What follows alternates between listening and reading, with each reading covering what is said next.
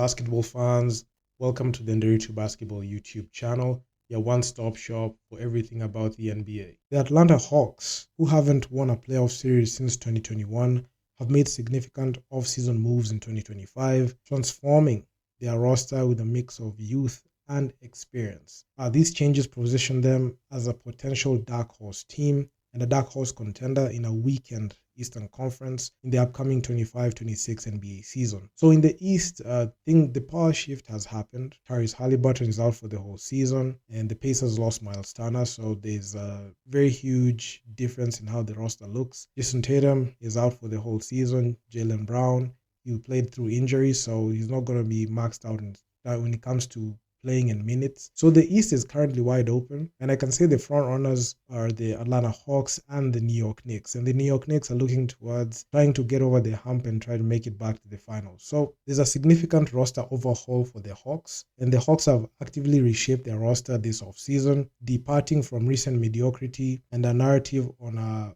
full rebuild. So there are key additions. So the Hawks added Nickeil Alexander-Walker, Kristaps Porzingis, and Luke Kennard. And the departures for from the roster, we have Clint Capella, Caris LeVert, Larry Nance Jr., George Niang, and Terrence Mann. So the additions that the Atlanta Hawks have made, they're very good, especially Kristaps Porzingis. I mean, that guy was very instrumental in the Boston Celtics winning the championship in 2024. That was the last season. So that was great. Then the new roster composition looks different. So the resulting roster features a blend of youth and experience, with a notable emphasis on players who can complement Trae Young. So the projected starting lineup will have Trae Young at the point guard, Dyson Daniels at the shooting guard, Zachary Researcher at the small forward position, Jalen Johnson at the power forward, and Kristaps Porzingis at center. So the bench depth, key additions like Nickeil Alexander-Walker and Luke Kennard will provide valuable support. Then there's also that dark horse team status in the East. So the Eastern Conference is perceived as significantly weaker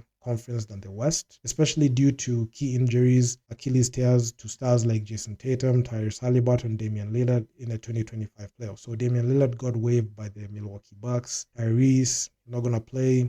Jason Tatum not going to play, so the East is wide open for anyone. So this opens up the conference, allowing the Hawks to emerge as a team with an outside chance to make a deep playoff run or even reach the NBA Finals, which is something that can happen. So the key players analysis and how they fit. So it was heavily rumored that Trae Young really wanted out of the Atlanta Hawks, but I feel like that has changed because of the front office's moves to make sure that they are able to appease Trae Young so that he can stay there.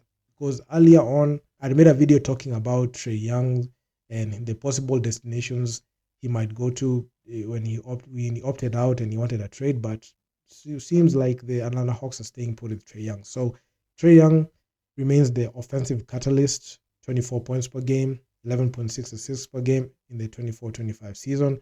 The new roster is designed to mitigate his defensive weaknesses by surrounding him with strong defenders at the point guard position. So Dyson Daniels, he had a breakout season in the 24-25 season, winning the most improved player and finishing runners-up for the defensive player of the year, 14.1 points per game and 3 steals. His defensive awareness and prowess makes him an ideal backcourt partner for Trae Young. Then you also have Zachary Researcher, the first pick of the 2024 NBA draft, showed significant improvement as his rookie season progressed, 12.6 points per game, and made an all-rookie first team, expected to take a leap in his sophomore season. Then Jalen Johnson, he had impressive averages of 19 points, 10 rebounds, and 5 assists per game, but faced concerns about his injury history. He had a torn labrum in the 24-25 season. His health is crucial if the Atlanta Hawks want to make a deep playoff run this coming season. Then you have Kristaps Porzingis, the man of the hour.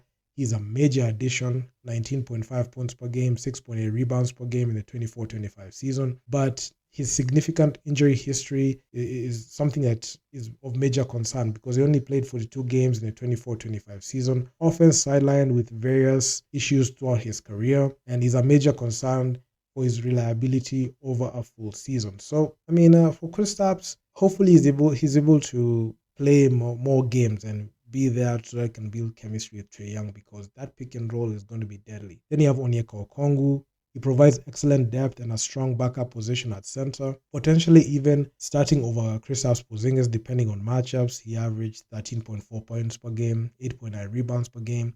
Then Nickeil Alexander-Walker, a new addition. He came from the Minnesota Timberwolves, acquired via sign and trade from Minnesota. He's an excellent bench option with strong defensive capabilities. Then also Luke Kennard is signed to a 1-year, $11 million deal. Influenced by Trae Young, he provides much-needed elite outside shooting. He is a career 44% shooter from deep, off the bench to space the floor for Trae Young. Then Trae Young played a significant role in the team roster construction, particularly in the acquisition of Luke Kennard, indicating the front office is building around his strength. So I am very confident with this Atlanta Hawks team because the Atlanta Hawks have undergone a substantial transformation in the 2025 offseason, and I can even say the Atlanta Hawks have been able to make a very huge move, especially in terms of making sure that they keep Trae Young happy and he stays with the team long term. And these moves are evidence to that because the past struggles that they had, especially at the center position, they're able to get Kristaps Porzingis, they're able to add some guard depth with Nickeil Alexander-Walker, and also some shooting from deep with Luke Kennard, while shedding some other players that they really did not need. So this new look, balanced roster featuring a mix of promising youth in Dyson Daniels, Zachary Researcher, and Jalen Johnson, and strategic veterans positions them as a dark horse contender in the weekend Eastern Conference, considering the fact that other star players in the East have been injured. Trae Young remains the offensive engine for the Atlanta Hawks, now complemented by defensive specialists and sharpshooters aiming to mask Trae Young's weaknesses. So while the health of some key players like Jalen Johnson and especially Kristaps Porzingis, who has significant injury history, remains a concern, the Hawks' aggressive offseason signals a renewed ambition for a deep playoff run in the 25-26 season, considering the fact that the last time they won a playoff series was 2021, and in 2021 they made it all the way to the East Finals. Then the last series that the Atlanta Hawks won was against Ben Simmons when he was at the Sixers. So that's a long time ago. That's like nearly 4 seasons ago. But all in all, the Atlanta Hawks, they have done everything that they need to do to be able to make sure that they have a roster that can be able to contend for a title. And I'm excited when I see that because this one shows me that, the Hawks still believe in Trae Young. I personally like watching Trae Young when he plays. And to be quite honest, the Atlanta Hawks, this might be their year. This might be that season. And we're going to see new faces and new teams who are going to top the Eastern Conference this season. Given the fact that the main people that we are used to seeing in the East, Jason Tatum is down, Tyrese Halliburton is down, Damian Lillard went down, Giannis doesn't look the same. The Milwaukee Bucks don't look the same. So you're going to be different. There's going to be a different outlook in the East, and I'm going to be waiting on the 25-26 season, the way it's going to tip off. I'm just going to wait to see that because, man, this is going to be fire. So it is what it is. So do drop me your comments down in the comment section down below what you think about this Atlanta Hawks squad. Do you think that this team has what it takes to go ahead and compete for a title?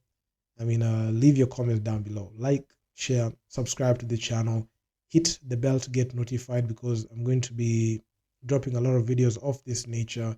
And I'm out. I'm going to see you guys in the next one. Peace out.